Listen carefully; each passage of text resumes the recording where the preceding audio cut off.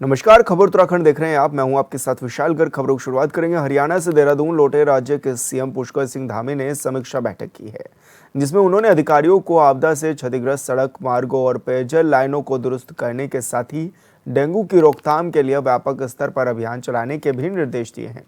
CM Dhami ने कहा है कि मानसून के दौरान आपदा से क्षतिग्रस्त पेयजल और बिजली लाइनों को प्राथमिकता के आधार पर ठीक किया जाए। उन्होंने कहा है कि मानसून के बाद श्रद्धालुओं की बढ़ती संख्या को देखते हुए सभी धामों में व्यवस्थाओं को सुदृढ़ करने और यात्रियों को किसी प्रकार की असुविधा न हो, इसका विशेष ध्यान रखा जाए।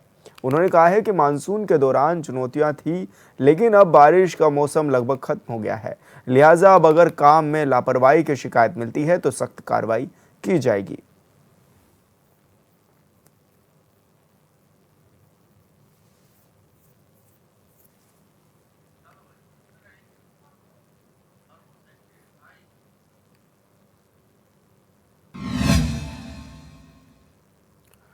और संवाददाता अरुण सैनी हमारे साथ लाइव जुड़ चुके हैं। अरुण, जिस तरह से मुख्यमंत्री पुष्कर सिंह धामी ने समीक्षा बैठक भी की है, किस तरह के दिशा निर्देश दिए गए हैं इस दौरान?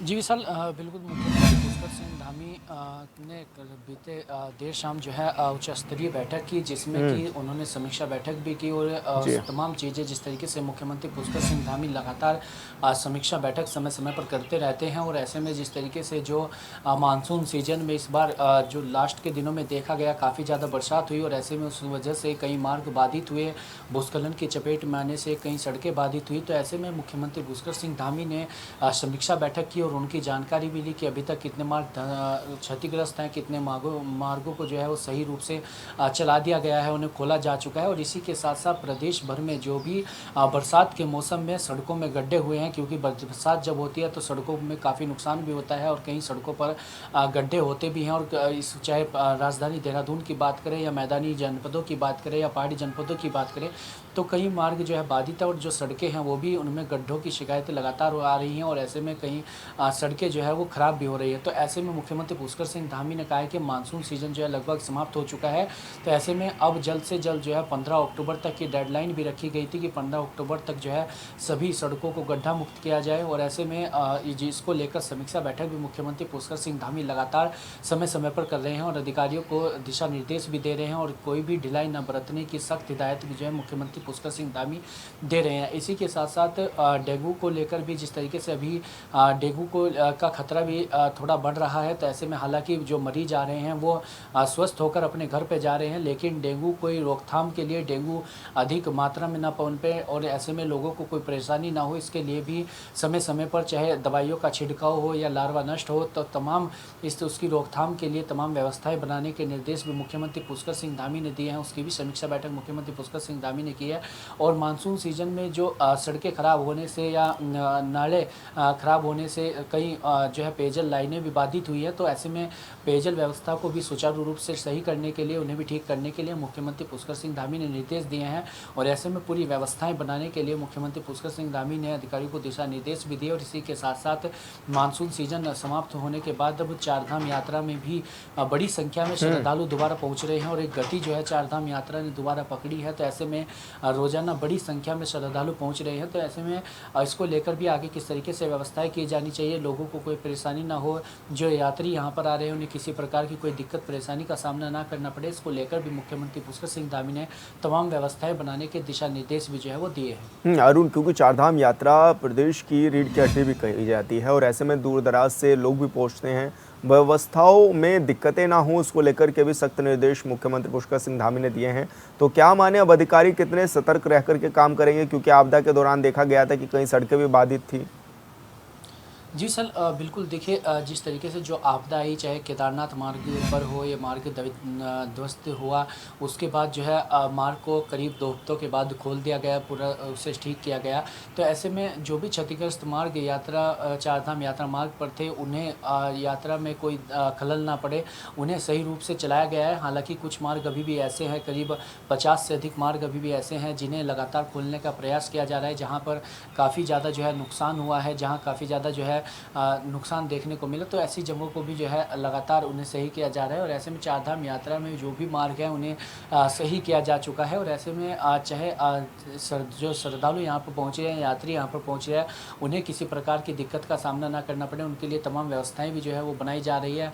और आपदा प्रबंधन विभाग भी पूरी मुस्तैदी से जो है कार्य कर रहा है, जिस ऐसा उसका दावा है। और ऐसे में भूस्खलन की जहाँ पर अभी ऐसी समस्या भी दिखाई दे रही है, जहाँ जो संवेदनशील जगहों पर हैं वहाँ पर सुरक्षा बलों की तैनाती भी की गई है और 24 घंटे सभी को अलर्ट मोड पर रहने के लिए निर्देश भी जो है लगातार मुख्यमंत्री पुष्कर सिंह धामी के द्वारा दिए जा रहे हैं। चाहे वो अधिकारी हों या सुरक्षा बल हो, सभी की तैनाती जो है चारधाम यात्रा मार्ग पर की गई है, क्योंकि अब जो है काफ़ी बड़ी संख्या में श्रद्धालु पहुँच रहे हैं और आने वाले समय में जो है और भी अधिक बड़ी संख्या में जो है श्रद्धालु यहाँ पर चारों धामों में वो पहुँच सकते हैं। बिल्कुल अरुण, बहुत बहुत शुक्रिया आपका तमाम जानकारी साझा करने के लिए।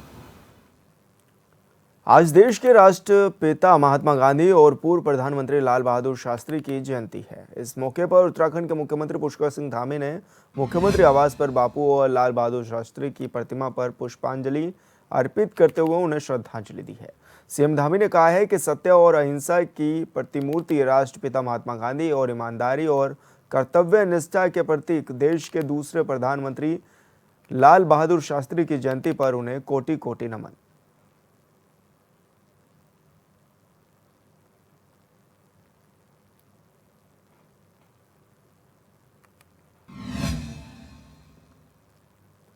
और हरिद्वार से बड़ी खबर, पितृपक्ष अमावस्या पर आज हर की पौड़ी पर लाखों की संख्या में पहुंचे श्रद्धालुओं ने गंगा में लगाई आस्था की डुबकी। गंगा में स्नान के बाद दिया पितरों को तर्पण। तो ये बड़ी खबर आपको बता रहे हैं, जहां पर हर की पौड़ी पर लाखों की संख्या में श्रद्धालु पहुंचे हुए हैं और इस दौरान श्रद्धालुओं ने गंगा में आस्था की डुबकी भी लगाई है। साथ ही गंगा स्नान के बाद पितरों को भी तर्पण दिया गया है। तो बड़ी संख्या में आज तीर्थयात्री जो हैं वो गंगा घाटों पर पहुंचे हुए हैं, हरिद्वार में पहुंचे हुए हैं और ऐसे में प्रशासन ने भी पूरी कमान संभाली है।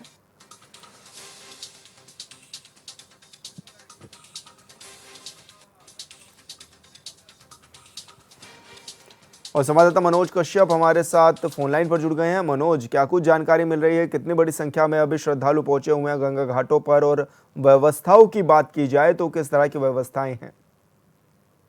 बिल्कुल, देखिए विशाल, आज जो है अमावस्या को लेकर सुबह से जो श्रद्धालु हरिद्वार पहुंचने लगे, तो यहाँ पे सुबह से ही हमने देखे कि लगातार जो है श्रद्धालु गंगा घाटों पर आकर आस्था की डुबकी लगा रहे हैं। ऐसी मान्यता होती है कि जो यहाँ पे 16 दिन पितरों के लिए होते हैं, उनका श्राद्ध किया जाता है, यहाँ पे उनकी पूजा की जाती है। उसके बाद यहाँ पे गंगा स्नान करने से उनको यहाँ पे तमाम जो उनके पाप होते हैं उनसे मोक्ष की प्राप्ति होती है। इसको लेकर यहाँ पे पुलिस प्रशासन ने भी कड़े इंतजाम किए हुए थे, क्योंकि लाखों की संख्या में जो है श्रद्धालु सुबह से ही हरिद्वार पहुंचने लगे थे।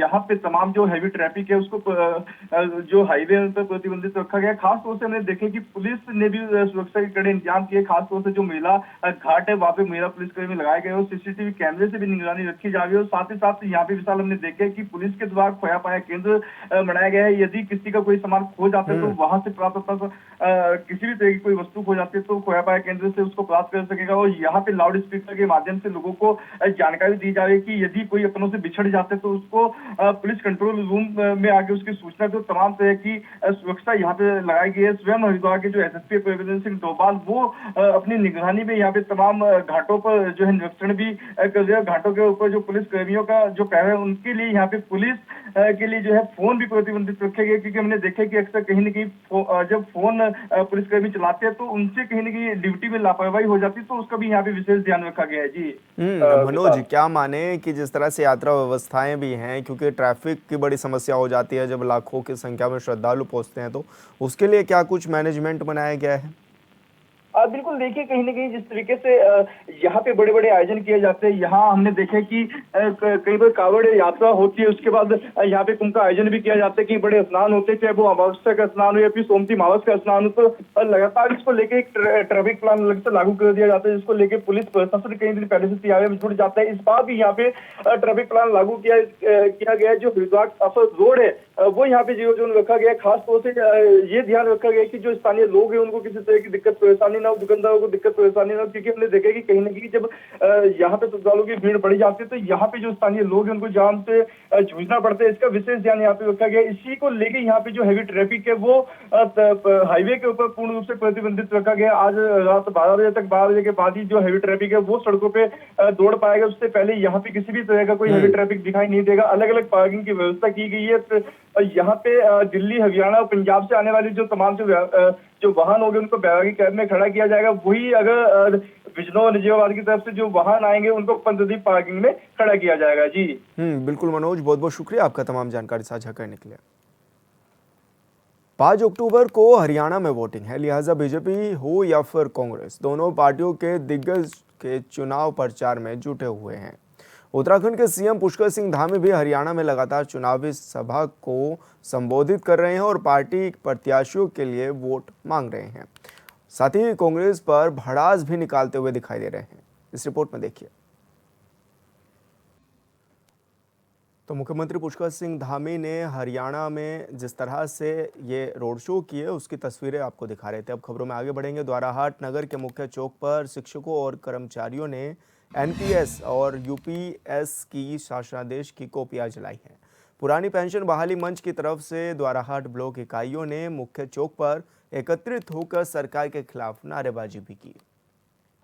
शिक्षकों और कर्मचारियों का कहना था कि राजनीतिक लोग एक दिन के सांसद या विधायक बनने पर पुरानी पेंशन लेने का प्रावधान रखते हैं, लेकिन एक शिक्षक या कर्मचारी 35 से 40 वर्ष काम करने के बाद भी जब सेवानिवृत्त होता है तो उसे एनपीएस या यूपीएस का झुंझुना दे दिया जाता है, जिसे बिल्कुल बर्दाश्त नहीं किया जाएगा।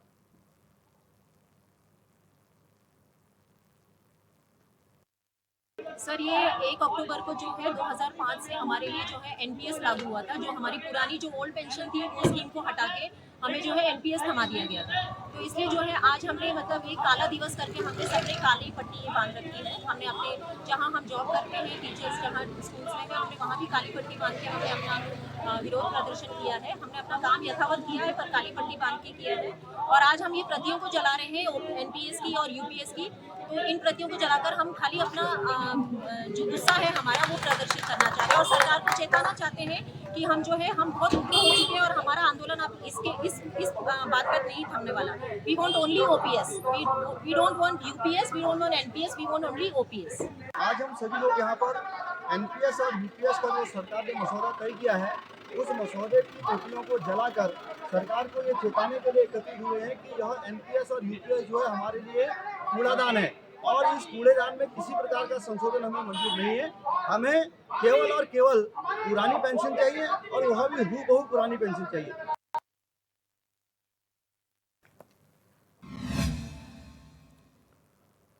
डोईवाला की रानी पोखरी क्षेत्र में उत्तराखंड वन विकास निगम की तरफ से उप खनिज निकासी का काम शुरू किया जा चुका है।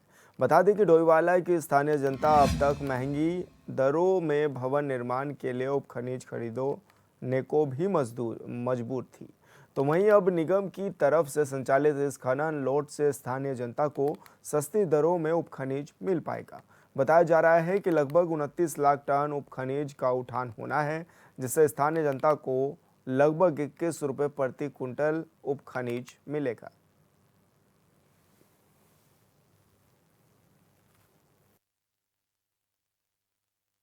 देखिए, हमें राज्य सरकार से नदी प्राप्त हुई है खनन के लिए और पर हमारा जो समय होता है 1 अक्टूबर से ही प्रारंभ होता है, तो आज हमने ठीक 1 अक्टूबर से यहाँ खनन कार्य प्रारंभ कर दिया है।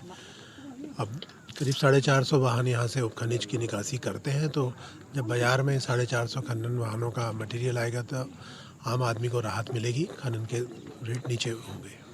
लगभग सर कितने तक खनिज उठान किया जाएगा और क्या रेट पे दिया जाएगा? राज्य सरकार के निर्धारित जो पिछले साल गत वर्ष के जो दरें थी वह इस वर्ष भी लागू होंगी और पिछले साल 5 लाख करीब 5,17,000 घन मीटर हमारा निकाला गया था, तो इस साल भी अभी वही हमारा टारगेट है। रिप्लेसमेंट स्टडी हमारी अभी पेंडिंग है, वो जैसे ही होती तो इसमें थोड़ा बहुत 10-20% ऊपर नीचे हो सकता है।